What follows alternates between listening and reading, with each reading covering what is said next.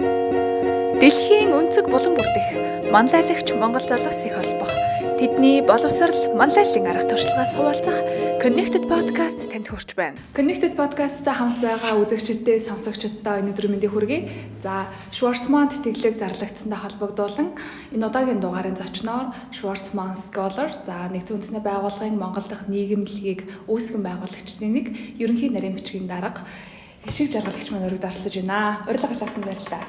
Маш их баярлалаа. Энэ удаагийн дугаарын спонсороор дуртай зүйлийн хингээ англи хэлийг хэдийд ч хаанаас ч суралцах боломжийг олгодог 1500 гаруй номыг байршуулсан англи хэл сурах цахим номын сан Lingors хамтран ажиллаж байна. Хишигч маань үзэгч сонсогчдод өөрийгөө хинч таныг төсөөлж байгаагүй сонирхолтой 3 фактораар дамжуулан танилцуулаач. За маш их баярлалаа. Тэгээд хүмүүс болохоор намайг яг нүүбэд ажилладаг гэж боддог. Гэхдээ манай байгууллага болохоор нэгдсэн үндэсний байгууллагын нийгэмлэг буюу дэлхийн 100 гаруй улс оронд үйл ажиллагаа явуулдаг. Олон улсын төрийн бус байгууллагын Монгол дахь салбар байгаа. Тэгээд түүнчлэн би сүүлийн нэлээд хэсэг хугацаанд болохоор төрийн албан хаагчаар ажилласан. Тэгэхээр хүмүүс болохоор илүү төрийн албан хаагчаар ажилладаг талаар бол тийм сайн мэддэггүй. Тэгээд удахгүй ЮНЕСКОгийн Кейсо Обучигийн нэрэмжит тэтгэлгээр миний би Сингапур улсад богино хугацааны тэтгэлэг авсан байгаа. Тэгээд богино хугацаагаар суралцах, судалгаа хийх тийм боломжтой болсон. Тэгээд тэрнийхээ хүрээнд би урьдчилаад 2-3 сарын турш одоо жинхнээсээ гэхдээ нэгдсэн үндэсний байгууллагт ажиллаж байгаа, гэрээтэй ажиллаж байгаа. Энэ нь болохоор Аз ном хөндлөн бүс нутгийн залуучууд үндэсний болон бүс нутгийн аюулгүй байдлын талаар ямар үзэл бодолтой байгаа вэ гэдэг талаар ЮНЕСКО болон НҮП-тэй хамтарсан тийм төсөл дээр би гэрээт ажилтнаар бол ажиллаж байгаа. Энэ талаар бас нэг олон хүнд бас хэлээгүй байгаа. Тэгээ 3 гэсэн тийм ээ. Тийм 3 дахь нь болохоор нэлээд дотгошоо эмо талтай хүн бохгүй юу? Харин тий. Хүмүүс болохоор тий ихэвчлэн нөгөө нэг яг тийм галт цогтой ч юм уу тий амар итгэвтэй олон нийтэч гэж боддог. Тэгээд яг мэдээж тийм байхыг бол хичээдэг. Гэхдээ яг өөрийн одоо дефолт хувилбар бол ер нь бол ингээд ганцаараа байх илүү их тийм дуртай. Гэхдээ мэдээж нөгөө нэг ойр дотны найз нөхөдтэй бол хамтдаа сууж юм ялцах, шин санаа солилцох бол их дуртай байгаа. Окей. Тэгэхээр одоо Schwarzman тэтгэлэг зарлагдсан байгаа шүү дээ. 9 сарын 30-нд дэдлайн юм байгаа. Тэгэхээр юу Schwarzman тэтгэлгийг сонгосон шалтгаан нь юу юм? Тэгээ бусад одоо scholarship-уудаас ер нь яг юугаар ялгаатай энэ талаар бас хуваалцаач. Тэгэхээр Schwarzman-ы нэрэмжит тэтгэлэг гэдэг нь болохоор Хятадын Чинхуа их сургууль буюу одоогоор номер 1 ирэмблэгдэж байгаа тийм сургуульд 1 жилийн магистрийн тэтгэлэг байгаа. Тэгээд бид нар яг Schwarzman College гэдэг өөрсдөө яг коллеж дотроо амьдраад суралцдаг. Тэгээд хөтөлбөрийн хүрээнд болохоор өөрийн сонирхсан ямар ч сэдвээр ер нь бол суралцах боломжтой, маш их нээлттэй тийм англи хэл дээр явагддаг тийм хөтөлбөртэй. Давхар хятад хэлээр бас хятад хэлийг сонгон суралцаж болдог. Тэгээд өөрийнхөө төвшнөөс шалтгаалаад бол хятад хэлээ сураад явчихдаг. Давхар хөтөлбөрийн хүрээнд манлайлалын маш олон хичээлүүд, практик үйл ажиллагаанууд явагддаг. Дэлхийн шилдэг одоо байгууллагууд, төр нийгмийн нэр цэцгэлтнүүд болохоор манай кампус дээр ялангуяа Schwarzman College дээр хүрэлцэн ирээд тэгээд бид нарт лекц тавьдаг. Тэгээд давхар бид нар дадлага хийх бас бүрэн боломжтой байдаг. Миний хувьд болохоор Volkswagen-д дадлага хийж үзчихсэн. Яг гэвэл үйлдвэр тийм яг компаниудад ерөөсөө ажиллаж үзэж байгаагүй болохоор сонирхолтой санагдаад. Тэгээ манай хөтөлбөрийн хүрээнд болохоор үргэлжлүүлээд ажил зуучилж өгдөг байхгүй юу. Тэгэхээр миний зуучлагдсан одоо ажил болохоор Хятадын хамгийн том цамцны үйлдвэр байсан. Тэгээд тэр цамцны үйлдвэрийн гэхдээ аюул сонирхолтой тэр тогтвортой байдлыг илүү одоо sustainability-г нэмэгдүүлэх, илүү байгальд ээлтэй болгоход хувь нэмэр оруулах тийм төслийн менежерээр ажиллахаар сонгогдсон байсан, сонгон шалгарсан. Базаад хэлэх юм бол яг тэгээ 1 жилийн турш Хятадын Чинхуа их сургуульд англи хэлээр суралцах боломжтой. Бакалавр юм уу, өмнөх удаа бакалавр юм уу, магистр нь ямар ч чиглэлээр байж болно. Тэгээд ямар магистр авах вэ гэхээр Master of Management Science in Global Affairs гэж байгаа. Тэр олон улсын харилцааны тэгээ менежментийн магистр гэсэн үг. Тэгээд энэ нь болохоор их хөрвөх чадвар сайтай. Тэгээд манай төгсөгчид болохоор дэлхийн шилдэг компаниудад болон төрийн байгууллагуудад ч гэсэн ерөнхийдөө ажиллаж байгаа. Өөртөө бас хамтраад стартапууд бас байгуулсан нэлээд амжилттай хувилбарууд бас байдаг. Тэгэхээр би болохоор бодохдоо болохоор яг олон хөтөлмөр болохоор хятадын гадаад бодлогыг судалдаг. Тэгээ олон улсад яг ямар бодлого явуулж байна. Ер нь бол хятадын тэр нэг public affairs-ыг илүү сурталчлах зорилготой гэж бодсон нүггүй юм байна те.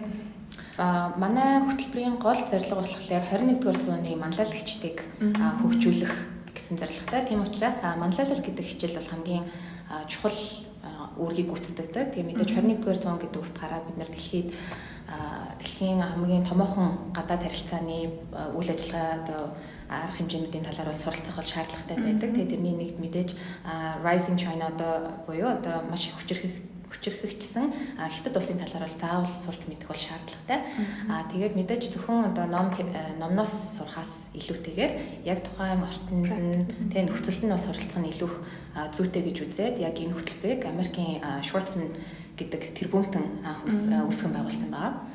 Тэгээд хөтөлбөрийн онцлог нь юу гэхээр дэлхийн шилдэг ихтэй сургуулиудын хөтөлбөрөөс ерөөхдөө бол аваад өөрийн гэсэн онцлог хөтөлбөрийг бүрдүүлсэн. Давхар багш нар нь ч гэсэн яг Harvard, Oxford, Stanford-аас нисч ирээд тийм манай коллеж дээр хамт амьдрангаа хичээлээ заагаад явчихдаг. Тэгэхээр бол их сонирхолтой санагдчихсэн. Яг хичээлдээ дөнгөж ороод хичээл эхлээл сууж исэн чинь нөгөө нэг сургуулийнхаа кантин буюу цайны газарт ингээд хоол авч ингээд сууж исэн. Яг өөдөөс манай Harvard-ийн бизнесийн сургуулийн багш хурж ирэл ингээд суучтیں۔ Тэгээ би ч нөгөө Монголд Мойсын олон улсын сэтгүүл зүйн чиглэлээр бакалавр хийсэн.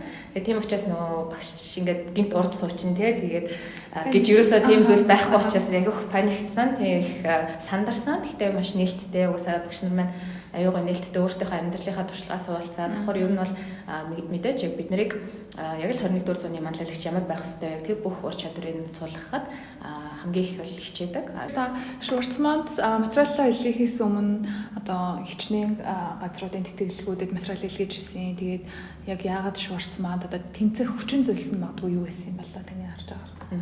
Schwarzman яг давуу тал нь бол түрүү хэлсэн яг background нь ямар байх нь хамаагүй. Үнэхээр яг манлайлалын ур чадварыг тодорхой хэмжээнд бол гаргаж чадсан тийм ээ. Тэгээд цаашлаад ч гэсэн манлайлах боломжтой потенциалтай гэж үзсэн хүмүүсийг сонгодог. Тийм учраас би тухайн үедээ яг ийм чиглэлээр сурах юм уу, яг ийм чиглэлээр цаашид яг тийм магистраа хамгаалъя гэсэн зүйлээ яг тодорхой бүр яг 100% тодорхой болгоогүй байсан. Тийм учраас яг нөгөө хичээл нь өөрөө их өргөн хүрээтэй учраас өөрөө очиод хичээлүүдээ сонирхлоороо ингээд сонгоч болох учраас айгүй гоё том давуу талтай санагдсан. Давхар болохоор нөгөө дадлагын ажил хийх боломжтой. Тэг яг нөгөө засгийн газрын тэтгэлгүүдээс нэг давуу тал нь юу гэхээр нөгөө засгийн газрын тэтгэлгээр чинь заавал буцаж ирэх хэрэгтэй байдаг шүү дээ. Тэнгүүд Schwarzman-ы гол зорилго болохоор аль болох олон залуучуудыг одоо дэлхийн одоо тий бусад улс орнуудад ингээд сурах юм уу эсвэл ажиллах тэр боломжоор хангах хэрэгтэй. Хөтөлбөрийн амжилтыг юугаар тооцох вэ гэхээр аль хөтөлбөрийн төгсөгчд тухайн хөтөлбөрийн төгсөгчд ер нь бол одоо хэр амжилттай явж байгаа гэдгээр бол одоо хэмжин. Тэгээ тийм учраас яг тэр тал дээрээс их чухал ач холбогдол өгч ажилтдаг учраас тэр нэг таалагдсан. Өмнө нь би Оксфордын их сургуулийн MPP хөтөлбөрт бол тэнцсэн байсан. Тэгвэл нөгөө Chevening-ийн тэтгэлэгт аплайдаад тэгтээ тэтгэлэгтээ тэнцээгүй. Яалтчгүй насч тэр туршлагач тэр залуу би харьцангуй нэмгэн байсан байна. Яг одоо эргээд харахад бол окей. Тэгэхээр яг одоо энэ тэтгэлгийг сонирхож байгаа залуус зориулаад тий яг одоо application чинь strong болохын тулд ийм зүйлээр анхаараач гэсэн зөвлөгөө өгвөл яг юуг чухалчилдаг юм бэ? Одоо та ингээ яваад үзсэн бас одоо нэг хөтөлбөрт хамрагдаж байгаа хүмүүст би андуураагүй бол сургуулийн дээр ороод гэсэн тий. Тэгээ ингэдэг болсон. Манай хөтөлбөрийн төгсөгч нарыг болохоор сүүлийн яг 3 жил дараагийнхаа жилийн хүүхдүүдийг сонгон шалгаруулах тийм багт нь оролдог болсон. Өөрөөр хэлбэл би дэлхийн бусад улс орнуудын залуучуудын одоо Schwarzman Scholarship хөтөлбөрт applied чаад тэр аппликейшнуудыг өргөдлийг уншаад тэгээ цааш нь ярилцсан шатнд тэнцвүүлэх үгүй гэдэг шийдвэрийг бол гаргадаг хүмүүсийн нэг болсон гэсэн үг. За бүслэгтээр хариулагдах уу? Тэгээ Монголоо хариуцсан гэсэн үг шүү дээ. Тэр нь болохоор янз янз. Тухайн үедээ яг ямар бүс нутгийг өгөх нь бол тухайн одоо цаанаасаа бол шийддэг. Гэхдээ ер нь бол нөгөө би одоо энэ жил 3 дахь удаага унших гэж байгаа. Хөтөлбөр одоо сонгон шалгаруулах гэж байгаа. Тэгээд өмнөх 2 жилийн туршлагыг үзэхэд болохоор Монгол залуучууд болохоор Евразийн одоо бүс нутагт бол харьяалагддаг. Энэ болохоор Станы орнууд тий Казахстан, Кыргызстан тэгээд давхар Азербайджан, гээ явчихдаг. Тэгээд энэ ялцчгүй аргагүй юм байлаа. Бид нар болохоор бүгдээрээ тодорхой хэмжээний тийм Орос школтой тийм Орос школтой сэтгэлгээ нь бас их төстэй. Ягаад гэвэл бид нар бүгдээрээ нүүдэлчин соёлтой гэдэг утгаараа бас их төстэй байдаг юм байлаа. Тэгээд тэрний хүрээнд болохоор маш олон мундаг залуучуудын аппликейшнийг уншсан. Ер нь бол бид нар нэг уншигч одоо нэг хүний аппликейшнийг болохоор 2 хүн уншдаг гэсэн үг. Тэгээ би нөгөө хүнээ бол мэдхгүй. Яг ямар хүн гэдгийг мэдхгүй. Тэгээд нэг хүнд их хвчлэн ойролцоогоор 30-аад аппликейшн ирнэ. Тэгээд тэрнийг нэг 5 хоногийн дотор уншиж дуусгах хэрэгтэй байдаг. Тэгээд бид нар ч бүгдээрээ нөгөө өөртөө ажил төрөлтэй ч юм уу те тэгээд өөр ажил хийдэг хүмүүс учраас яг тэр 5 хоног нь болохоор яг богинохон юм байна. Тэгээд нэг аппликейшн дээр ойролцоогоор би дунджаар нэг 20-30 минутыг бол зарцуулсан. 30 нь бол баг максимум да. Тэгээд юуг анзаарсан бэ гэхлээр номер 1-т юу гэхлээр хүмүүс асуудаг байхгүй хамгийн чухал хэсэг нь юу вэ гэхлээр бүхэл хэсэг нь чухал юм байна. Яагаад гэвэл аппликейшнийг чинь ангаас яг хүртэл бүгднгийн маш наривчлалтайгаар бүгднгийн одоо holistically буюу бүхэлчлэн авч үздэг. Тэгээ тийм учраас зөвхөн эсэн дээр анхаарч байгаа жишээлбэл тодорхойлох цагтлан муу бол тэгээд оноо алдна гэсэн үг. За нэгт тийм байдаг. Тэгэхээр бүх хэсэгт нь бол анхаарах хэрэгтэй. Ялангуяа одоо нөгөө нэг анкет бүглэхдээ яг нөгөө нэг жижиг нэг тийм хэсгүүд байдаг шүү дээ. Жишээлбэл нөгөө өмнө нь гадаадад амьдарч ирсэн уу ч юм уу тийм ээ. Тэнгүүтээ эсвэл яг хамгийн авчаасан хамгийн одоо том шагналт тэтгэлгүүдийнхаа талаар одоо хилээч гэдэг ч юм уу те. Тэгээ тэрэн дээр хүртэл маш их тактиктэй байх хэрэгтэй байдаг. Хүмүүс болохоор байгаа бүх юм ингээ пад гэж биччихдэг. Бүгдээр чухал. Тийм, маш чухал бөгөөд яг эргээд өөрийн чинь ингээд бүх өргөдөл яг 3 тод тийм поинтыг гаргаж ирж байгаа хэрэгтэй. Тэнгүүтээ тэр 3 гол санааг чинь цаашаа ингээд бид нар бичээд за энэ одоо даваа гэдэг хүүхдийг тэнцвүүлэх хэрэгтэй.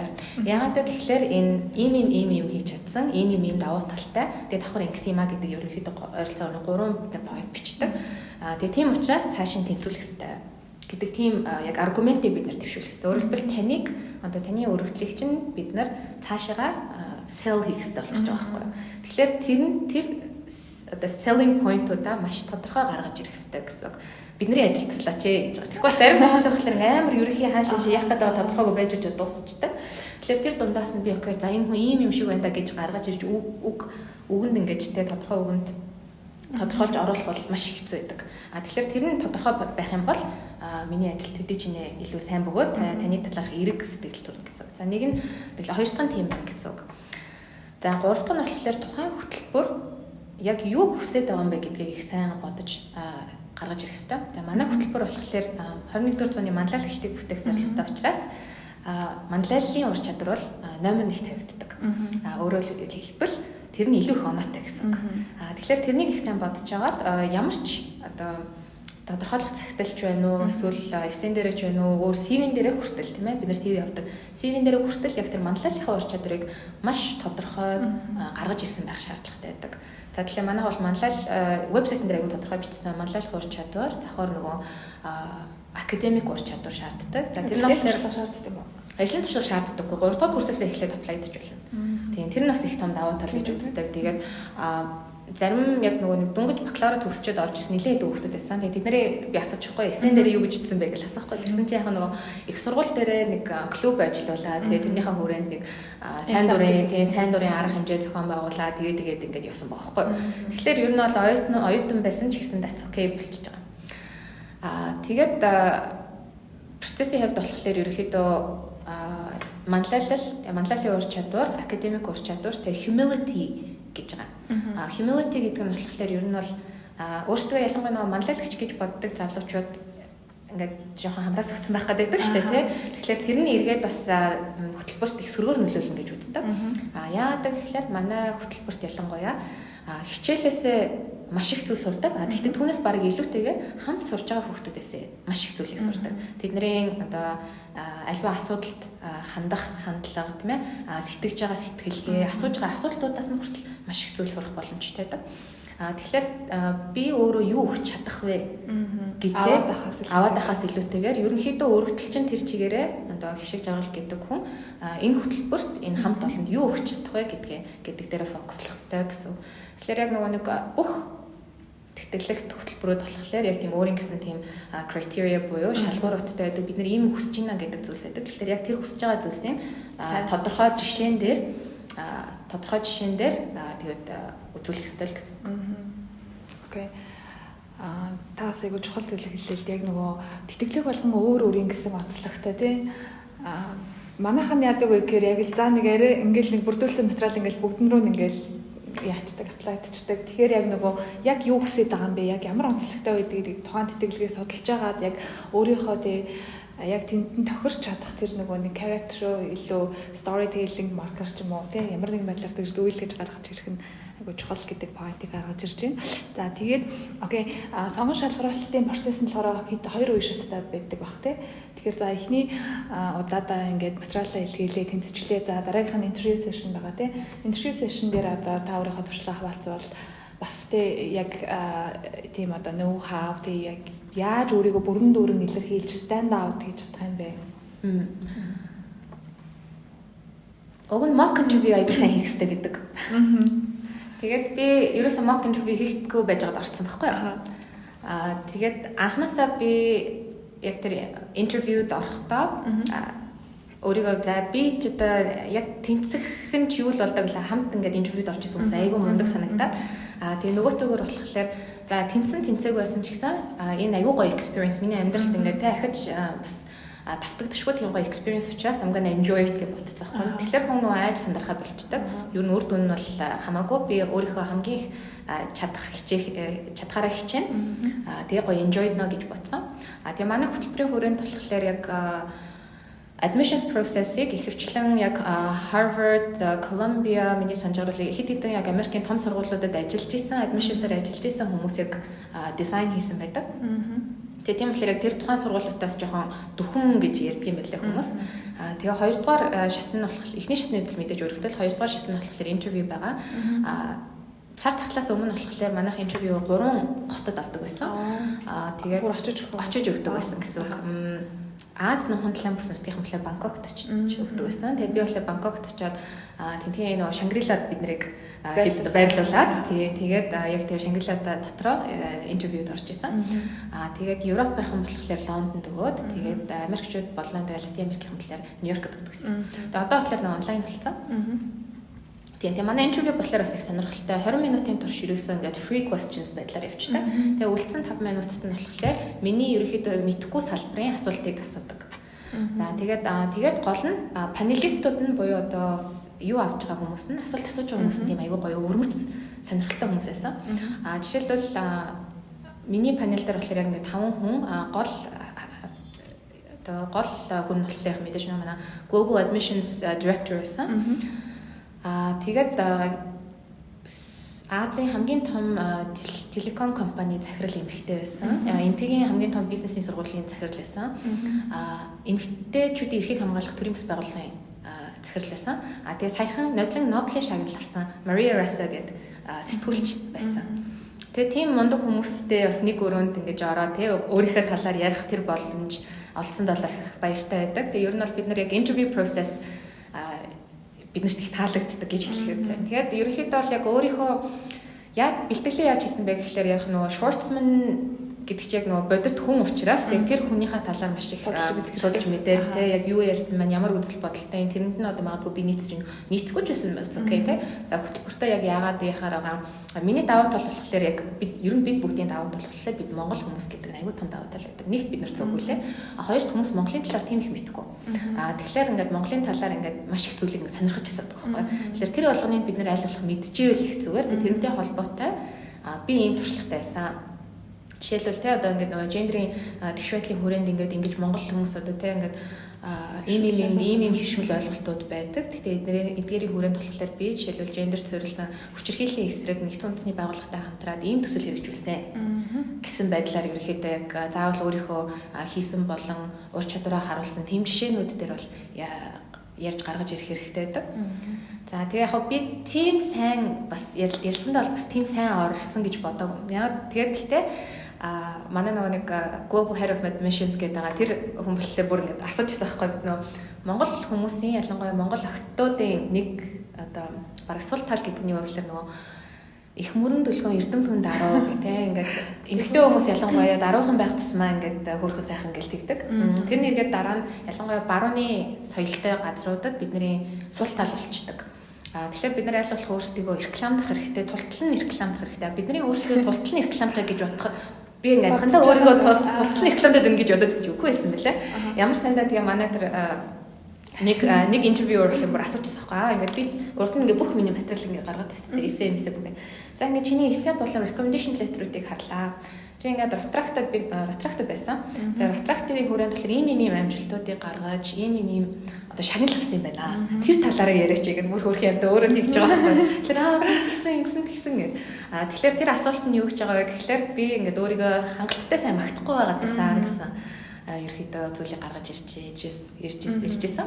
За тэгээ сүүлийн 5 минутын асуулт нь болохоор тухайн үед нөгөө Brexit болж байсан. Яг би хэдий олон улсын сэтгүүлч хэдий ч гэсэн илүү яг нөгөө хүмүүнлэгийн чиглэлээр үйл ажиллагаа явуулж ирсэн болохоор одоо Brexit-ийн хүрээнд Европын холбооноос их Британи болохоор бүтнээр гарах хэрэгтэй юу? Бүр шууд ингээд бүтнээр гарах хэрэгтэй юу? Эсвэл hybrid хэлбэрээр гарах хэрэгтэй юу гэсэн тийм асуултыг тавьсан. Тэнгүүт чинь би болохоор яг тухайн үед яг Brexit-ийн талаар тийм гүнзгий судалж амжаагүй. Гэхдээ ганц мэдчихсэн зүйл нь болохоор нөгөө залуучууд тэрэн дээр ерөөсөө оролцоо их муутай байсан. Яг нөгөө нэг нийтийн санал асуулга болсон шүү дээ. Тэгэхээр тэр нийтийн санал асуулгахад бол залуучууд төдийлөн сайн оролцоогүй байгаа нь яг ингээд эргээд дэлхийд даяар яг нөгөө нэг залуучууд төрдөө итгэл муу нийгмийн оролцоо жоохон тааруу яасан тэр бүгдийг ингэж харуулж байна. Эргээд тэрнийхээ хүрээнд болохоор ийм гэсэн. Тэгээ би бас яг энэ асуудлын хүрээнд яг ийм хийжсэн альдэр гэж юм уу. Нэг тиймэрхүү хувилбараар яг хариулж ирсэн. Тэгээд интервью хэсэг нь болохоор зөвхөн нэг хэсэг, дараагийн хэсэг нь болохоор нөгөө багийн ажиллагааны хэсэг явагддаг. Тэгэхээр бас багаар ажилладаг хэсэг байгаа. Бас 3 дахь хэсэг нь болохоор нөгөө ланч. Ланчаар бид нар болохоор яг биднээс ярилцлага авах хүмүүстэй хамтдаа. Тэгээ бас манай яг нөгөө нэг batch хэсэг хүмүүстэй ингээд хамтдаа. Өдрийн цай уудаг. Тэгэхээр ингээд тэрнийхээ хүрээндээс өөрсдийгөө хариулах, хөндлөлцүүлэх тэр боломжийг бас гаргаад өгч байгаа. Тэгээ багийн ажиллагааны хүрээнд болохоор нэг өрөөнд болохоор ерөнхийдөө нэг 5-6 хүнтэй баг байсан уу да. За тэрнээс 6-аас намжуулсан. Тэгээд тэгэхээр нэг хүнийг архитектороор нь сонгоод тэгээ нөгөө өрөөнд болохоор нэг легогоор нэг тийм барилга барьсан байхгүй. Тэгэхээр тэрний болохоор яг ийм байна гэж хэлэхгүйгээр биднэрт хэлээд тэгэхээр биднэрт бас нэг хүнээр дамжуулж хэлэх байхгүй. Тэгэхээр тэр дамжуулж ирсэн хүн болохоор бид нараар ингээд дараагийнхаа юмдыг хэлээд бид нар болохоор тэр нөгөө өрөөнд болохоор тэрнтэй айл болох ойролцоо барилгыг барих хэрэгтэй байхгүй. Тэр чинь нэг тийм тодорхой дүрэн амаар дүрсэл тийм communication болон хамтын багийн ажиллагааны шууд шалгачиж байгаа. За тэгээ тэр яг activity бид нар яг 2-3 жил дараа л чигээр уус нэг бүх хүмүүс мэддэг болсон болохоор дараа жилийн activity-нүүд бол угаасаа өөрчлөлтөд явдаг. Тий. Тэгэхээр тийм төрлийн багийн ажиллагааны үйл ажиллагаанд болохоор ямар байдлаар оролцвол зүгээр вэ гэхлээр don't stand out гэж байгаа. Вау. Өөрөөр хэлбэл яг манай багш нар өөрсдөө биднэрт хэлжсэн байхгүй юу? Яг тиймэрхүү зүйл арга хэмжээндээр тасгал дээр юг хардаг вэ гэхлээр хитрхи их давмгаалах гээд байгаа хүнийг хардаг. Эсвэл хитрхи юу ч хийхгүй байгаа хүнийг хардаг. Тэгэхээр дунд нь ингээд хөрхөн ингээд итгэвтэй тэгсэн мөртлөө хит биш. Тэгтээ тодорхой хэмжээний санаачлаг гаргаад тэгээ явуулахад ерөнхийдөө амжилтанд хүрнэ гэж ойлгож байна. Тэгээд яг нөгөө эцсийн шатны сонгон шалгаруулалтанд тэнцсэн одоо та scholar боллоо гэдэг хариу нь одоо хэдийн хугацааны дараа гардаг юм бэ? Би ч одоо бараг чинь 6 жилийн өмнөх үйл явдлыг асууж байгаа болохоор мартсан байна. Гэхдээ яг интервьюдаа явчаад тэгээд дайрахтар удалгүйгээр бол гарч ирснийг бас санаж байна. Тэгээд яг өглөө сэрсэн чи яг мэйл ирсэн байсан. Тэгээд айгүйх баярлаад тэгээд тухайн үед болохоор нөгөө гэрийнхэнтэй хэлсэн чинь манай гэрийнхэн яг сайн ойлгоогүй л дээ. Яг л нөгөө short scholar чинь харьцангуй шинэлэг хөтөлбөр. Тэгээд хүмүүс тийм сайн мэддэггүй. Тэгээд дараа нь илүү яг хөтөлбөрийнхаа талаар илүү сайн ойлголттой болсныхаа дараа яг баярлаж эхэлсэн. Манай гэрийнхэн. Окей. Тэгэхээр өргөжлүүлэх үү. За сонсогчдоо төгсгөл хүртэл бидэнтэй хамт байгаарай. Учир нь подкастынхаа төгсгөлд та бүхэн зориулан бэлдсэн бэлгээ бид хэд задлах байгаа. За тэгээд ярианыхаа дараагийн хэсэг рүү оръё. Хишгийн эхчүүд болохоор нийт 10-аад улсад олон улсын төсөөлөх хөтөлбөр хурал fellowship энтерт оролцож байсан. Тэгэхээр яг энэ бүхэнд одоо ингээд хамрагдаж байсан туршлагаас авах болцвол ер нь тэдгээрт одоо ерөнхийд нь детальчилж ярих юм бол өнөөдөр одоо усахгүй. Тэгэхээр ерөнхийд нь айгу юу яг нөгөө аппликейшн дээрээ одоо яг өөрийгөө илэрхийлэх, өөрийгөө таниулах тал дээр яг юуг анхаарах хэрэгтэй байдаг юм бэ? Тэр одоо бүх одоо гой хөтөлбөрүүдийг бас ханаас хавдгийн, ханаас олдгийн тийм. Миний хувьд болохоор яг тэр нөгөө Schwartz Scholarship хөтөлбөр болон одоо явах гэж байгаа UNESCO-гийн Keizo Obuchi-гийн нэрмжит хөтөлбөр хоёрыг юунаас олж исэн. Нөгөө нэг Youth Opportunities болон Opportunity Desk гэдэг янз янзын тийм портал сайтууд байдаг шүү дээ. Тэгээ тийм сайтуудыг би өдөр болгон ордог байсан байхгүй юу? Тэгээ өдөр болгон орчоод орохдоо яг ямар гоё сонирхолтой надад ингээд өгөөчтэй давхар би бас ингээд өөрийгөө тодорхой хэмжээнд хөгжүүлэх боломжтой богино болон урт хугацааны хөтөлбөрүүд байна вэ гэдгийг хардаг байсан. Тэгээд тэрнийхээ хүрээнд маш олон ер нь бол аль болох олон хөтөлбөрт ер нь бол аплайддаг байсан. Тэгээд аплайдаад яваад байдаг байсан. Тэгээд тэнцгүүч их олон хөтөлбөрүүд байна, тэнцэн ч олон хөтөлбөрүүд байна. Тэгээд гол болгоноос туршлага хоригдлуулах юм шүү дээ. Яг зөв. Тэгээд энэ дээр яг би ялангуяа нөгөө магистрт ч юм уу илүү томоохон тэтгэлэгт аплайж байгаа залуучуудад юу гэж хэлдэг вэ гэхлээр яг иймэрхүү портал сайтуудад ороод тэгээд богино хугацааны сургалтууд юм уу эсвэл ямар нэгэн тийм хурал тийм нэг сайн дурын ажил ч юм уу яг тиймэрхүү юмд айгуух сайн аплайдах хэрэгтэй гэж зөвлөдөг. Яагаад гэвэл хүмүүс болохоор гинт за би одоо л яг магистртаа сурна гээл одоо дэлхийн одоо томоохон одоо магадгүй усан сэлтийн аварганд орж байгаа юм шиг яг тиймэрхүү процесс эхлүүлчихдэг байхгүй юу. Дэлхийн усан сэлтийн аварга тэмцээнд орох гэж байгаа юм шиг. Гэтэл эхлээд хүн яадаг вэ гэхээр эхлээд сэлж сурдаг байх нь тий. Тэгэхээр эсээ ер нь бол яг яаж хүчтэй өргөдлөө яг яаж бүрдүүлдэг тэр болгоныг бол эхлээд тодорхой хэмжээнд бол ингээд хайж судлах хэрэгтэй. Тэрэнд бол тодорхой хэмжээний хугацаа бас ордог. Тэгээ дараа нь болохоор яг хүн юу юм штэ одоо хорооныхоо тэмцээнд орно штэ тий. Сэлж хангал төлөө дүр гэдэг шиг. Тийм тэгээд юундаа дүүргийнхаа тэмцээнд орно. Тэгээд цаашлаад хот улс гэд явдаг тийм ээ. Тэгэхээр тэрнтэй адилхан янз янзын тийм гол сонирхолтой жижиг арай богино хугацааны тийм тэтгэлэгт хөтөлбөрүүдэд ер нь тэмцээнүүдэд ч гэсэн аплайдаад явах хэрэгтэй. Тэр болгонд чинь өөрөө чинь бичих хур чадвар сайжирч идэг. Давхар үнэхээр тэрэндээ явж чадах юм бол улам их зүйл сураад ирдэг. Маш олон тийм шинэ найз нөхөдтэй болдог. Тэр найз нөхдөсөө ч гэсэн би маш их тийм шинэ санаануудыг одоо хүртэл авдаг. Тэгээ гурав дахь нь болохоор тэдгээр арга хэмжээнүүд нь болохоор яг CV-г чи ерөнхийдөө баяжуулж өгч идэг. Тэгээ тийм болохоор тийм одоо жижигхэн байна уу богино хугацааны гэж голлохгүйгээр аль болох их аплайдах хэрэгтэй. Тэгээ ер нь бол өргөдлөө гаргахдаа одоо тухайн хөтөлбөрт өөрийн чинь туршлага болон passion те хүсэл эрмэлзэл чинь яг ямар байдлаар нийцэж ийн вэ гэдгийг маш сайн тодорхой гаргаж ирэх хэрэгтэй. Тэгээд юуг ойлгох хэрэгтэй вэ гэхлээр хичнээн та мундаг байсан ч гэсэн зарим хөтөлбөрт бол тэмцдэггүй. That's okay. Яагаад вэ гэхлээр нөгөө тухайн хөтөлбөрүүд чинь нөгөө цаанаа бас нэг юм бид нар яг ийм хүмүүсийг авна гэсэн тийм одоо олон нийтэд дэлгэрдэггүй тийм чагсаалттай байдаг. Жишээлбэл бид нар одоо өмнө нь би бас хэд хэдэн бүс нутгийн тийм сонгон шалгуулалтыг явуулж исэн. Тэрэнд болохоор бид нар одоо биднэрт ийм хүмүүс дутуу байгаа. Тэгэхээр яг ийм л хүмүүсийг аавна гэд маш мундаг залуучуудыг авалгүйгээр яг тийм одоо тодорхой шаардлагыг хангасан тийм залуучуудыг бол авч исэн. Тэгэхээр нөгөө нэг тэнцсэнгүй гэдэг ерөөсөө сэтгэлээр ихээр унжуулахгүй. Юуг дараагийн удаа юун дээр анхаарах вэ гэдгийг аягүй сайн суралцаж яваад тэгээд дараагийнхаа юмд аплайдаал яваад авах хэрэгтэй гэсэн үг. Окей. Бисаа яг чанхаа ярьж байхдаа нэг зүйл харагдуулсан байна. Тэгэхээр яг зөвхөн нөгөө академик мэдлэг туршлагаас гадна тэр олон улсын оюутнууд одоо think tank-ууд байгаа тулгарсан байна шүү дээ профессорууд, лекторууд тэгэхээр тэр суралцах орчин, тэр систем, тэр хүмүүсээс юу н таны олж авсан тийм mind blowing experience-ууд юу гэсэн бэ? Энэ талаар хаваалцвал. Манай хөтөлбөр болохоор илүү Америк маягийн хөтөлбөр. Нийт хүүхдүүдийн 40% нь Америк, 20% нь Хятад, үлдсэн 30% нь олон улс байдаг байхгүй. Тэгэхээр ер нь бол яг Америк хөтөлбөртэй, Америк хүүхдүүдтэй, тэгээ олон улсын хүүхдүүдтэй хамтраад суралцгаад яг тэд нар яг асуултаа яаж тавьж гин, аргументуудаа яаж төвшүүлж гин тэр болгоныг ингээд сураад би өөрийгөө бол ямар хол байгаа юм бэ гэдгийг бол яг эхний саруудад бол мэдэрсэн. Тэгээд нэг сэтгэлээр унаад ерөөхдөө ингээ гэрлүүгээ залгасан байхгүй юу. Тэгээд тэгсэн чинь миний охин тэгээ аргагүй штэ чи одоо хөгжиж буй улс орны хүүхэд шүү дээ.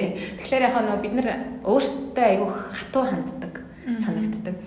Тэгэхээр тэр болгон дээрээ бас их анхааралтай хандаад өөрсдийгөө ойлгох тэгж их зовоолгүйгээр ямар тэгвэл яг гаргалгаа байна. Тэр дээрээ их анхаарч агаад тэгээд магадгүй хүмүүсээс бас тусламж аваад тэгээд явах нь бас их зүгээр санагдсан. Тэгээд анх тэр 4 цаг яг хичээл хийдэг байсан бол үнэхээр цаашлаад яг за 30 минут биш юм а гэхэд яг цагтаа бол яг ингээд амжаад хийдэг болсон. Эхний семестр ч ингээд би ерөнхийдөө тэр нөө Harvard Oxford төгссөн залуучуудын араас бол гүйжгаад тэгээд яг семестрийнхаа эцэст бол гүйтсэн. Тэгээд тэрэндээ бол айгүйх бахархалтай байдаг. Өөрийнхөө үзэл бодлыг бол их сайн чөлөөтэй илэрхийлж хурдтайгаар чөлөөтэй илэрхийлж чаддаг болсон гэж ойлгож байна. Тэгээд яг бас хит хитэн өөр сурсан зүйлс юу вэ гэхлээр би Монголд байхдаа болохоор маш их олон төсөл хөтөлбөр хэрэгжүүлж ирсэн. Арга хэмжээ аюух зохион байгуулдаг байсан. Тэгээд би ихэвчлэн нэг арга хэмжээнийхээ санааг болохоор нэгээс 3 нүүр А4-ийн хуудсанд ингээд багтаагаад ингээд хийчдэг байсан. Тэгээд би тухайн үед бодчихсан. Ингээд хүмүүс ерөөсөө огт тийм төлөвлөгөө бичихгүй байж байгаа л хийчдэг. Би бол төлөвлөгөө бичиж гацгөөд энэ гэж бодож ирсэн чинь нөө манай хамт сурч исэн нэг охин болохоор яг нөө Обамагийн одоо багийн нэг шүү. Тэгээд нөө цагаан ортонд ажилладаг байсан. Тэгээд тэр охин болохоор тэрнтэй хамтраад бид нар нэг эмэгтэй лидерүүдийн арга хэмжээ зохион байгуулах гэсэн. Тэгсэн чинь тэр охин болохоор ингээд за ингээд зохион байгуулагчдын уулзсан дээрээ гэлсэн чинь окей. Ийм айгуу том ватум цаасан дээр ингээд минут болгоноор нь зооцсон. Тэгээ бүх хүн ингээд хаана юу хийж байгааг бүгднийг маш дэлгэрэнгүй ингээд маш тодорхой ингээд зооцсон байгаа гэсэн юм шиг. Тэгээ тэр ингээд айгуу том таблиц байсан гэж ойлгож байна. Тэгээд би ингээд хүмүүс чинь альва асуудалд ийм явхаар ийм хариуцлагатай ийм жижигэн деталийг хүртэл хэрэгтүүлэхгүй ингээд ажилтдаг юм байна гэдгийг бол маш сайн сурсан.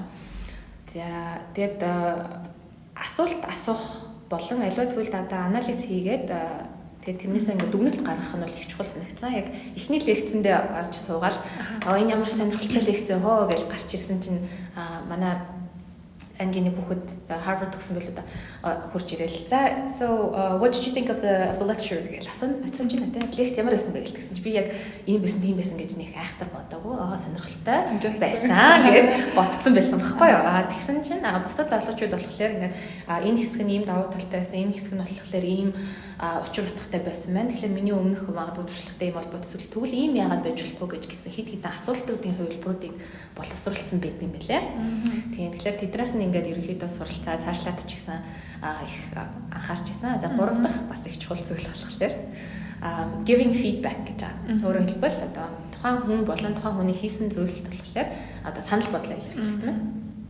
За тэр нь болохоор миний өдөр тутамд одоо хүртэл хэрэгэлдэг маш чухал агуулгууд байгаа. Өөрөөр хэлбэл боломжтой бол одоо тухайн хүний хийсэн зүйл ч юм тухайн хүний талаар 1-3 тийм эерэг зүйлийг олж аваад эхлээд төрүүлж хэлчихнэ. За нэгээс олон байвал аль болох сайн. Тэгээд тэр дунд нь болохоор нэг за яг магадгүй 2 ингээд цаашлаад сайжруулах эсвэл яг тийм ажил хэрэгч тийм нэг саналыг дэвшүүлэх хэрэгтэй байдаг. Тэгснээр хүмүүс болохоор илүү их өөрийн чинь саналыг эргээр хүлээж авдаг. Тэгээд давхар тэр өгсөн саналыг болохоор илүү хэрэгжүүлэх магадлал өндөртэй байдаг. Тэгээд өөртөө бас хөгжөөд явдаг. Тэгэхээр тийм нэг арга тактикуудыг бас яг ангийнхнаасаа сурсан. Окей. Айгуу шин сонирхолтой мэдээлэл байлаа. За тэгээд одоо та сүүлийн 1 жилийн хугацаанд бол хоёулаа хамтарч ажиллаж байгаа тийм төсөл хөтөлбөрүүд дээр Нобелийн нийгэмлэгийн хүрээнд айгүй олон ажил зэрэг амжуулдаг, маш завгүй байдаг хүн. Яг энэ бүхнийг яаж амжуулдгийг, таныг яг одоо ажиллах арга барил, баримталдаг зарчим нар байвал одоо бидэнтэй хаваалцаач. За залуу хүн гэдэг утгаараа аль болох яг өдөрт л сайн ажиллаж авахгүй бол тэгэл утгагүй айгүй бүрк ахуулдаг хүн. Утгагүй угаасаа нөгөө нэг тэр ич хүчин ингээд багасаад ирэх магадлал их өндөртэй. Тэгээ тийм учраас болохоор аль болох их юмыг бол амжуулахыг их эрмэлздэг.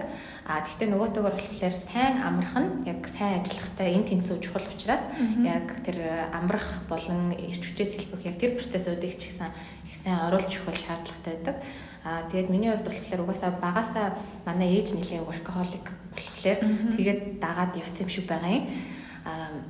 Гол нь болохоор эргээд одоо би хэрвээ маргааш ч вэ нөө эсвэл 70 жилийн дараа ч вэ нөө одоо нас барах үед одоо гаргасан шийдвэрүүд болон тий хийсэн зүйлстэй харамсахгүй байх юмсан л гэж айгүйх боддог. Тэгэхээр альва томоохон шийдвэрүүдийг гаргахаас өмнө за би энэ тэгвэл энд харамсахгүй яах вэ тий одоо яаж магадгүй хандсан ямар санаа гаргасан ч юм уу тий хэрэг хичээсэндээ бас ингээд харамсахгүй байх юмсан гэж айгүйх боддог байхгүй. Тэгээ нөгөөтэйгөр болохоор нөгөө delayed gratification гэж байдаг шүү дээ. Эхлээд гялс юмаа хийгээд дуусгачих. Тэгээ дараа нь болохоор тэгээ гоё enjoy диё. Тэгэхээр угаасаа нөгөө нэг юмаа хийж дуусгаагүй юм чинь төрүүлээд enjoy ч юм бол бүрэн enjoy дэж чадахгүй шүү дээ, тийм. Тэгээд процессын хувьд болохоор ямар нэгэн байдлаар тэгэл компьютероо ингээл яаж хийж байгаа л одоо бүсөө сандлан дээрээ ингээл аваачаал яаж хийж байгаа компьютероо нэгээл тэгээд суудаг. Тэгээд нэг нь тэгээ суудсан юм чинь ямар нэгэн байдлаар бол ажиллаа хийгээл явна да.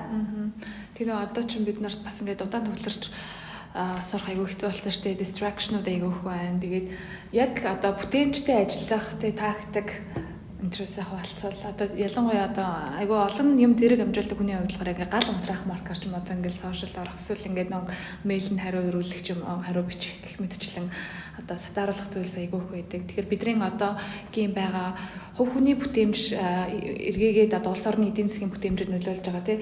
Тэгэхээр яг та цагаа яг fully яаж үр бүтээлдээ ашиглаж чаддаг вэ? Тэр одоо цаг төлөвлөдөг тий цагаа одоо бүтээмжтэй ашиглах одоо тактик, ноу-хау байвал бидэнтэй хаваалцаж. За 3 зүйл бодогдлоо. За нэг нь болохоор юу яадаг? Lo-fi chill hop марк юмнууд айгүйх сонсдог. Тэгэхээр яг нөгөө нэг миний ажил руугаа шууд flow руугаа ордог. Flow гэж байдаг шүү дээ. Тухайн зүйлийг хийж яхад онгод орох гэдэг шиг тийм. Бусад зүйлсийг ерөөсөө ингээд ажиллахгүйгээр ингээд ажиллаа хийдэг тийм. Тэгэхэд болохоор яг нөгөө team төрлийн одоо жоохон биеттэй team хөгжим их тусалдаг. Тэгэхээр яг ямар ч юм эхлүүлэхдээ би тэгэл компьютераас агаал team-оо сонсоол тийм юм хийгээд эхэлдэг гэж ойлгож байна. Тодорхой хэмжээний нөгөө to-do list хийдэг. Тэн дээр болохоор өнөөдөрт хийж амжуулах ёстой зүйлсээ ингээд бичээд тэрнийг чек хийхэд амар гоё гэдэг. Аль болох олныг чек хийх тийм зорилготой. Нөгөөтэйгөр болохоор үгүй гэж хэлж сурах их шаардлагатай байдаг. Хүмүүс болохоор тэг ингээл окей за би хийчи гэж байгаа. Тэгээд баралдаг. Тийм зүйлд бол их дургу. Тэгээд анханасаа үгүй гэж хэлчих юм бол аль талдаа амар тийм ээ. Тэгэхээр би ч өөрөө үгүй гэж хэлж сайн сурах хэрэгтэй. Тэгээд бусдаас магадгүй тусламж аваад ч юм уу тэгээд явбал бас их зүгээр байдаг. Тэгээд яг ажлаа delegate хийх нь бол жоохон хэцүү байдаг. Надад бол өөрөө хийчих нь илүү хурдан байдаг. Тэгтээ боломжтой бол яг нэг би бол маш олон залуучуудтай ажилдаг. Тэгээд бид залуучуудаа ч гэсэн хамтдаа ингээд хөгжихүүднээс ажлуудаа бас ингээд тодорхой хэмжээнд ингээд хуваарлаад өгчүүл бас их зүгээр байдаг. Тэд нар ч хөгжөөд би ч гэсэн үе ингээд нэг мэтгэд ингээд жоохон хамар ингээд хөгтөөд явждаг баггүй юу. Тэгэл яг залуучуудтай ажиллаад эхлэнгүүт за окей өөрийгөө ингээд за ингээд эргээд одоо come down to earth гэдэг шүү дээ. Тэр яг миний хувьд бол яг дасгал болдог гэж хэлэхээр юм уу. Одоо ер нь ажиллаа та ер нь хэрхэн төлөвлөдөг? Би хуучин болохоор яг бүтэн жилийнхаа, хагас жилийнхаа, сарынхаа ингээд тий өдөр болгоныхоо төлөвлөгөө ингээд гаргадаг байсан. Тэгээ сүүлд төрийн албанд ажилладаг болсноос хойш ерөөсөө тэгэх боломжгүй болсон. Тэгээ яагаад гэвэл гинтл ингээд ажилдаа ингээд өглөө ирэнгүүт нэг дарга орж игээл тий ийм хийх хэрэгтэй болчихлоо. Энийг яралтай хийгээл тэгдэг байхгүй. Тэгэхээр ерөөсөө тэрэн дээр анх болохоор жоохон бочирдаг байсан л та. Би ингээд өөр баахын төлөвлөсөн байсан чинь тэрнийг ингээд өөрчилчлээ гэ. Сүүлдээ болохоор за угаасаа манай Монголын нөхцөл ийм юм байна. Тэгэхээр яг эднэрийгээ хийчихэд тэгээ өнөөдөртөө бас миний хийх ёстой, заавал хийх ёстой зүйлс юу вэ гэдгээ бол яг тодорхойлоод орой 10 хүртэл суусан ч хамаагүй тэрнийг хийгээд дуусгадаг гэж ойлгож байна. Нөгөөтэйгээр болохоор A4-ийн цаасан дээр тэгтээ ингээд яг 2 хуваагаад нөө A5 болгочоод ч юм уу. Тэгээд тэрэн дээрээ ингээд нөө to-do list-тэй бичдэг байхгүй юу? Тэгээд тэгснээрээ заавал нөгөө листтэй хийж дуусгаж ийж тэр цаасаа хаях боломжтой болдог байхгүй юу? Тэгэхээр нэг жижиг тийм өөрийн нэг psychological trick байх шиг байна. Тэгвэл нөгөө компьютер дээр хийсэн мэдрэмж авдаг гэж. Тэн дээр одоо дэвтэрэн дээр биччихлээр нэг тийм за хийхгүйсэн ч гэсэн яд эргээ харж болох юм шиг гэдэг тийм сэтгэл төрдөг гэх юм уу. Тэгвэл яг тийм нөгөө хайж болох үс яг тийм нэг ширхэг яг A4-ийн цаасан дээр биччихлээр тэрнийг нөгөө хаяхын тулд бүх зүйлийг ерөөхдөө хийж дуусгах шаардлагатай болдог. Interesting. Okay. Таны одоо өнөөдөр хүртэл ер нь ажиллаж одоо өөрөө санаачлан бие даан гардан хэрэгжүүлсэн одоо хамгийн сонирхолтой төсөөл хөтөлбөрүүдээс товчхон дурдвал яг ямар онцлогтой байсан, тэндээс сурсан lessons learned нь юу байгаа вэ? За одоо хамгийн сүүлд хэрэгжүүлж байгаа төслөө дурдвал их зүгээр болов гэж бодож байна. Тэр нь болохоор Нобелийн залуу төлөөлөгч, байгаль орчны манлайлагч гэдэг хөтөлбөр байгаа. За тэр нь болохоор UN Youth Delegate гэдэг олон улсын ногсон да гэж тийм мөрчмөлт хоёр яг багийнхаа гишүүдтэй хамтдаа бараг 6 сар гаруй яг төсөл дээр нь ажилласан. Тэгээ ягаад яг энийг дурдъя гэж бодож байгаа вэ гэхлээр яг одоо өргөдлөө бол авч байгаа. Тэгээ тийм болохоор та бүхэн манаас яг ялангуяа 18-аас 30 насны тодорхой хэмжээний англи хэлтэй бол тийшээгээ apply дараа гэж хүсэн. Тэгээд энэ хөтөлбөрийн хүрээнд болохоор олон улсын яг UN Youth Delegate гэдэг хөтөлбөрийн одоо Монгол дахь нээлтийг бол хийж байгаа гэдгээр онцлоод нэгдсэн үндэсний байгууллагын олон улсын хурлуудад тухайн улсаасаа шалгарсан залуучуудыг оролцуулаад тэгээд дэлтгэл тавих тийм боломжоор хангадаг хөтөлбөр байгаа. Тэгэхээр улс дахь сонгон шалгаруулалтаа улс болгон өөрөөр хийдэг. Тэгээ тийм болохоор манайх болохоор яаж хий гэж төлөвлөсөн бэ гэхлээр одоо илүү байгаль орчин руу чиглэсэн асуудлуудыг хүндий 2 сарын турш одоо хагасаа өдөр болгон залуучуудад байгаль орчны мэдлэг олгоё, давхар нөгөө soft skills те ур чадруудыг олгоё. Тэгээ тэргээрээ дамжуулаад тэгээд олон нийтийн бас яг байгаль орчны талаарх мэдлэгийг бас нэмэгдүүлье гэсэн зорилготойгоор бол ажилласан. Тэгээ шилдэг 2 оролцогчийг болохоор бид нар загвар Нобелийн хурлаар бол тодруулаад тэгээд гадагшаага нэг нь болохоор Египет болох уур амьсгалын өөрчлөлтийн Нобелийн олон улсын хуралд нөгөөх нь болохоор Канад дахь байгалийн улаан байдлын Нобелийн олон улсын хуралд бол явуулахаар төлөвлөж байгаа. Тэгээд яг энэ хөтөлбөр их сонирхолтой санагдаж байгаа вэ гэж хэлэх вэ гэхлээр бид нар болохоор анх энэ төслийг хэд хэдэн хувилбараар бэлдээд тэгээд тийм олон улсын байгууллага элчин сайдын яамдын тийм төсөл шалгар руу сонгон шалгаруулах тийм процессуудад л өгсөн. Тэгээд тэрэндээ бол яг сайн тэнцэж чадаагүй. Тэнгүүт бид нар өөрсдийнхөө одоо ур чадвар болон өөрсдийнхөө чадлаараа ингээд энийг хийя гэдэг тийм дүгнэлтэнд хүрээд тэгээд маш олон байгууллагатай уулзаж спонсор олоод тэгээд давхар ерөнхийлөгчийн тамгын газар, байгаль орчны яам, Монгол дахь нүүб зэрэг хамгийн одоо томоохон байгууллагуудтай яг хамтрах тэр боломжийг бол бүрдүүлээд тэгээд явсан одоо миний одоо карьерийн хувьд гэх юм уу те энэ олон жил залуучуудын хөгжлийн чиглэлээр үйл ажиллагаа явуулжсэн яг төслүүдийн хаас одоо хамгийн одоо өндөр дээд түвшинд зохион байгуулагдаж байгаа төсөл гэдгээр их онцлогтой. Өөрөөр хэлбэл энэ олон жил янз янзын залуучуудын төсөл хөтөлбөртийг нэгт хамрагдсан те нөгөөтэйгөр болохоор залуучуудын төсөл хөтөлбөрийг надад санаачилж хэрэгжүүлсэн тэр бүх туршлагаа хориглуулад яг тийм томоохон хөтөлбөрийг бол нээж ажиллуулж байгаа эхлүүлж байгаа. Тийм дедлайн болохоор 8 сарын 12. Тийм. Тэгэхээр материалаа амжиж илгээгээрэй. Айгүй гоё боломж байгаа шүү. Тэгэхээр одоо та манлайл лидершипийн төвшөнд бас нэлээд олон төсөл лид хийсэн. Дээрээс нь яг манлайлалын хөтөлбөр, менежмент манлайлалын хөтөлбөрөөр одоо жинхэнэ сурсан шүү дээ.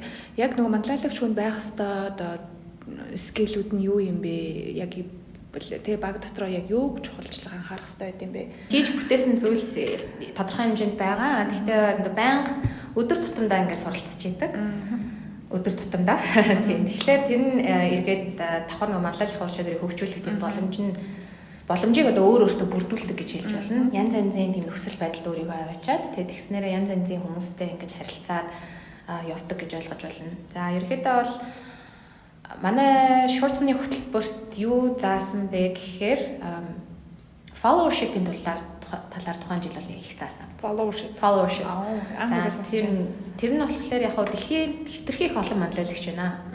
Follower хэрэгтэй гэж үздэг. Гүйцэтгэгч гэсэн үг нэг. Гүйцэтгэгч гэхээс илүүтэйгээр одоо ийм жишээ байна л да яг нөгөө хэрэг та бүхэнд нэг TED видео үзчихсэн бол паркд ингээ хүмүүс ингээ амраад ингээ сууж байгаа. Тэгэхээр нэг залуу ингээ дунд нь гарч ирээд айгүй тийм сонин хөдөлгөөн ингээ хийгээ бүжиглээд эхэлж байгаа байхгүй. Тэгээ ингээ бусад хүмүүс ерөөхдөө тэрнийг хараад ерөөсөө хамт бүжиглэхгүй ингээ харж идэл нэг залуу гарч ирээд тэгээд хамтдаа ингээ тэгтээ шал өөр тийм сонин хөдөлгөөн гаргаж ирж байгаа байхгүй. Тэнгүүд тэр хүн болохоор энэ хүнийг ингэж дагах хэрэгтэй байна гэдэг ингээ шууд манлайлаад харуулчихж байгаа. Тэнгүүд 3 дахь хүн гарч ирж байгаа.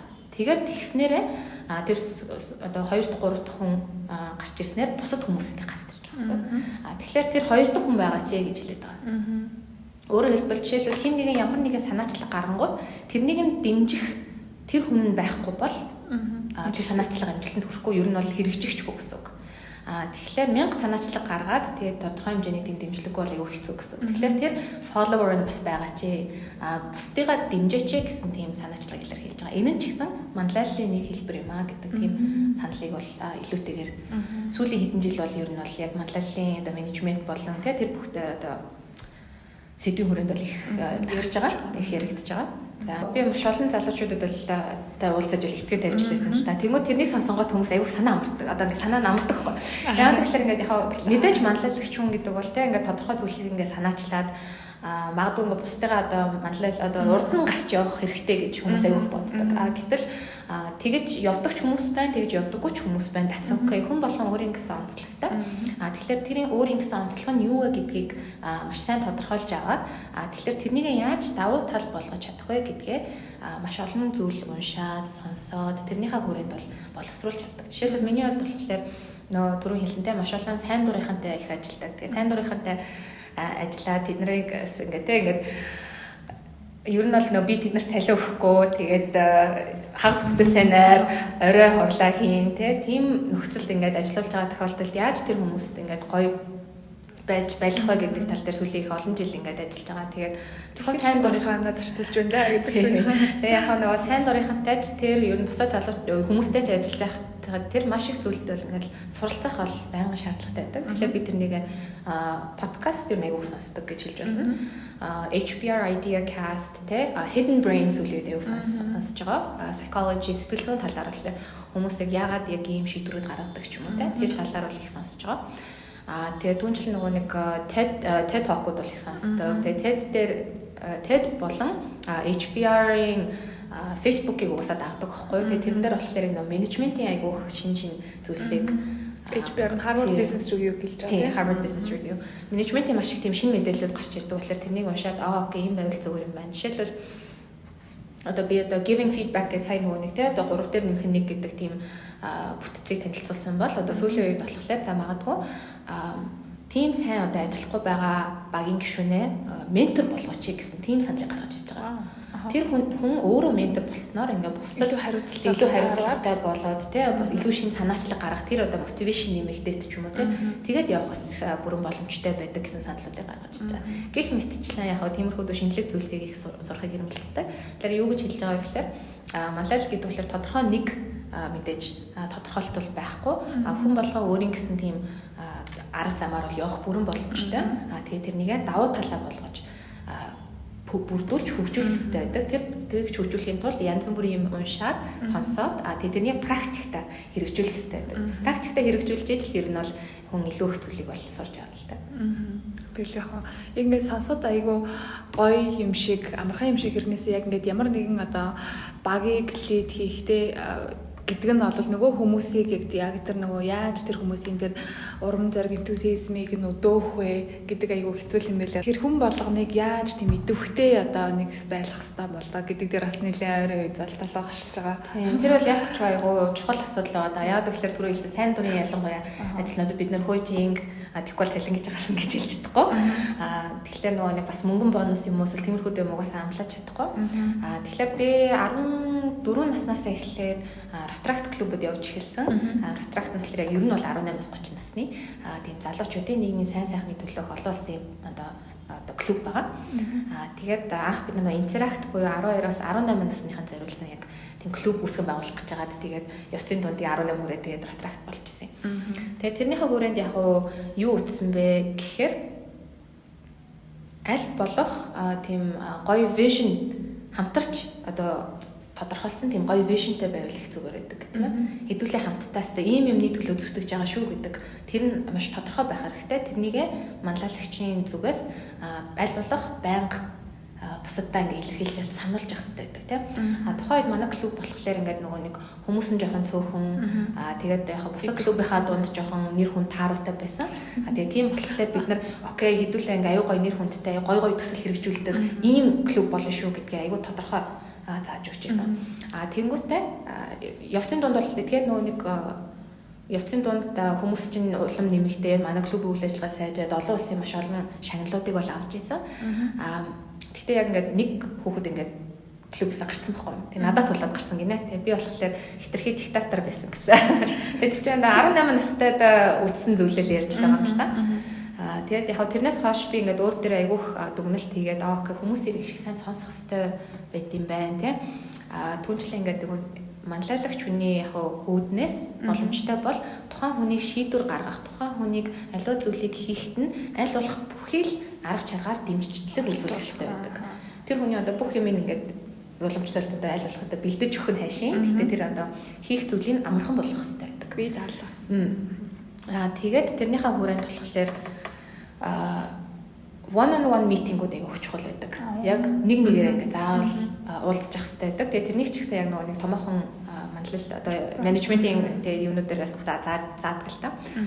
Хүмүүс яг олон нийтийн өмнөх хишгээ болон одоо тий зөвхөн чамтай уулзж байгаа хишээ бол ингээд их өөр хүмүүс байх гэдэг.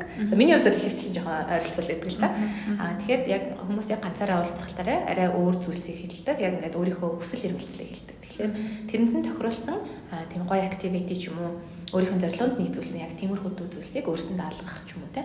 Тиймэрхүү байдлаар явбал хүмүүс илүү урт хугацаанд нь олох хэрэгтэй байдаг тийм шүү дээ. Яагаад танаа байгууллагт байгаа юм бэ гэдэг тэр зорилгыг их сайн яриулах тийм.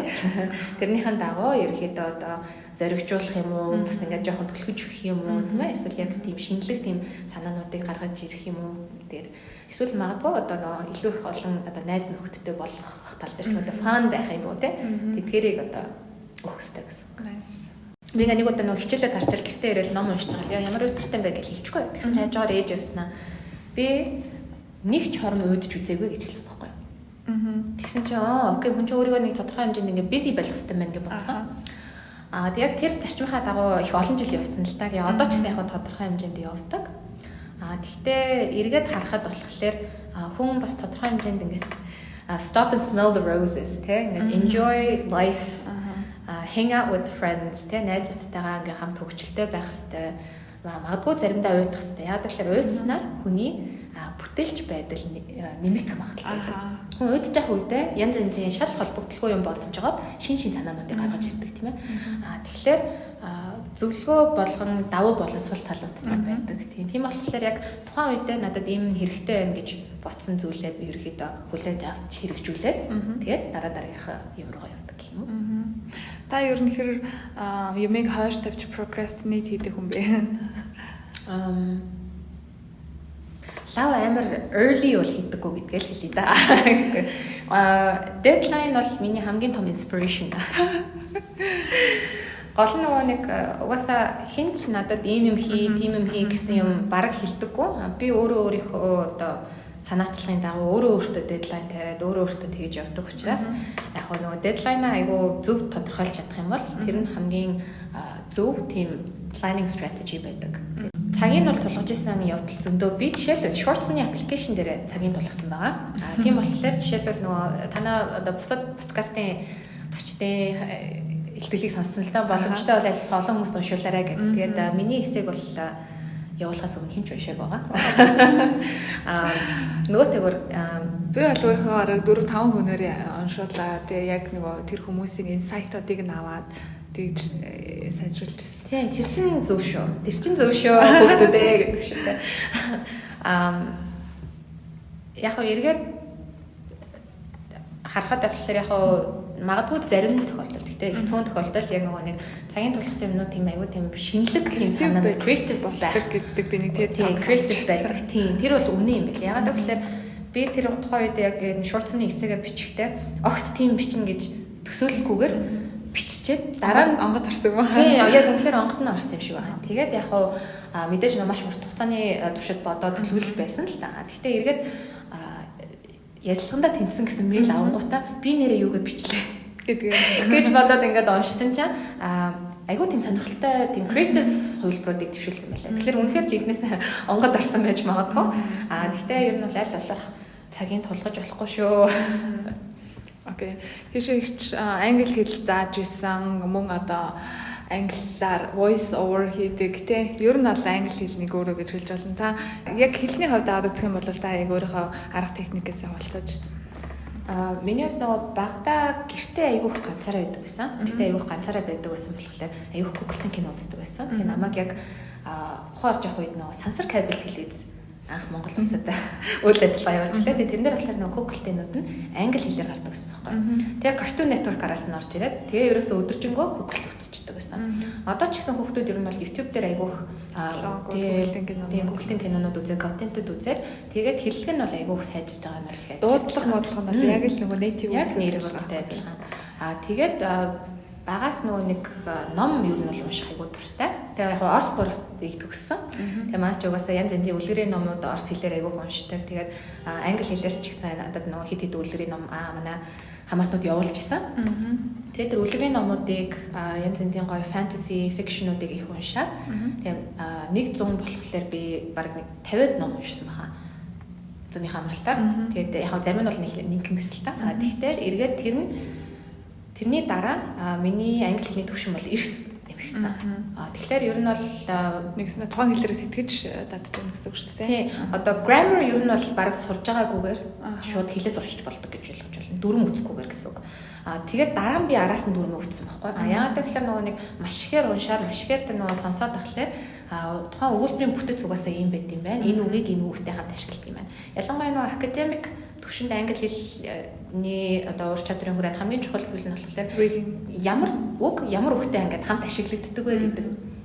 Одоо phrasal verbs гэж хэлж байна тийм. Тэр хамгийн чухал байдаг.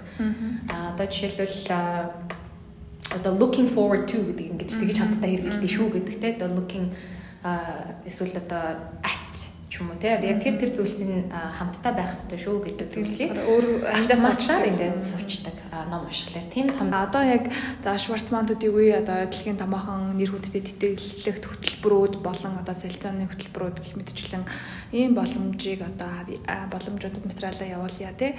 Одоо үнэхээр би нийгэмдээ бас хувь нэмрээ оруулъя. Тодорхой хэмжээнд ингээд манлайлал үзүүлмээр байна гэсэн залууст хандаад те. Өөрийнхөө туршлага дээрээ болон одоо уулзаж учирсан, сонссон ийм зөвлөгөө туршлага ойлгуулж. Миний хувьд болохоор хамгийн чухал нь боломжтой сайн дурын ажил хийгээч гэж залуучуудад хамгийн ихээр зөвлөдөг. Яагаад гэвэл энэ нэгт өөрийгөө хамгийн сайн тодорхойлох, за магадгүй нэг талаас олж мэдэх, нөгөөтэйгөр болохоор өөрийгөө бүтээх тийм боломжийг бий болгож идэг. Тэгээд өөрийгөө тодорхойлоод өөрийнхөө давуу тал те одоо хамтын хүчин чармаалтаар дамжуулаад нийгэмдээ улс их орондоо хэрэгтэй тэр зүйлсийг бол хийх боломжийг сайн дурын ажил болгодог санагддаг. Тэгээ нөгөөтэйгөр хүн угаасаа өөрийнхөө одоо хүн болж төрсний гэдэг шиг те тэр зорилгынхаа хүрээнд ч гэсэн сайн дурын ажиллаа ингээд хийгээд яваад нийгэмдээ одоо тустай хувь нэмэр оруулах бүрэн боломжтой гэж боддог. Би болохоор 9-р ангиасаа эхлээд ер нь сайн дурын ажлыг маш ихээр хийж эхэлсэн. Тэгээд тэр нь ч гэсэн эргээд миний дараагийн тэтгэлгүүд авах тэр бүх боломжуудыг нээж өгсөн тийм сайхан зүйл байгаа. Тэгээд нөгөөтөр болохоор үнэндээ маш олон залуучуудтай танилцах, маш олон хүмүүстэй танилцах, салбаруудтай одоо танилцах боломжуудыг бол бий болгож өгдөг. Тэгээд яг жоохон shallow буюу байдлаар хэлэхэд болохоор эсэний их сайхан сэдв болж өгдөг. Тэгэхээр яг тэдгээрийг их сайн бодож байгаа сайн дурын ажлыг хийх хэрэгтэй. Боломжтой бол яг нэг удаа хийгээд орхихгүйгээр урт хугацаанд тууштай байвал их зүгээр. Нөгөөтэйгөр өөрийнхөө сонирхож байгаа зүйлийг ингэж хийвэл их зүгээр. Тэгэхгүй бол одоо за сайн дурын ажил хий гэсэн гээд нэг тийм дуртай дургу юм да ямар ч хамаагүй юм да хичвэл дараа нь тэр чинь нөгөө өөрт чинь бас одоо сэтгэл ханамж доогуур нөгөөтэйгөр болохоор эсэн дээр ч гэсэн яг тийм сайн холболтыг бий болгоход жоохон хүндрэлтэй байдаг.